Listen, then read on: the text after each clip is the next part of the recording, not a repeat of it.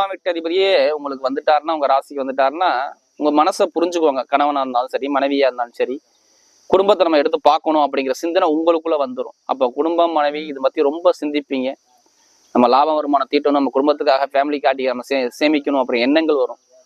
குழந்தை பாக்கியம் நிறைய பேருக்கு கிடைச்சிரும். இப்ப குழந்தை இல்லாதவர்களாம் குழந்தை பாக்கியத்தை கண்டிப்பா கொடுத்துருவாரு. நல்ல ஒரு அமைப்பாக இருக்குது.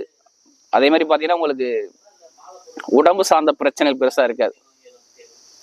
உடம்பு சார்ந்த பிரச்சனைகள், மருத்துவ செலவு இதெல்லாம் உங்களுக்கு பெருசா குறைச்சிருவாரு. சரிங்களா? அதே மாதிரி தந்தையோட தொடர்பு, தாயோட சொத்துக்கள், இடம் பூமி சார்ந்த விஷயம் அனுகூலமத்தை கொடுப்பாரு. என்னை பொறுத்தவரை மெயினா சிம்ம ராசியை பொறுத்தவரை மருத்துவத்துறை சூப்பரா இருக்குது. டெய்லர் துறை, அரசாங்க வேலை சம்பந்தப்பட்ட ஊழியர்கள், அரசியல்வாதிகள் இவங்க எல்லாத்துக்குமே இந்த சுக்கிர பகவானுடைய கிரக பயிற்சி நல்ல ஒரு மாற்றத்தை கொடுக்குது.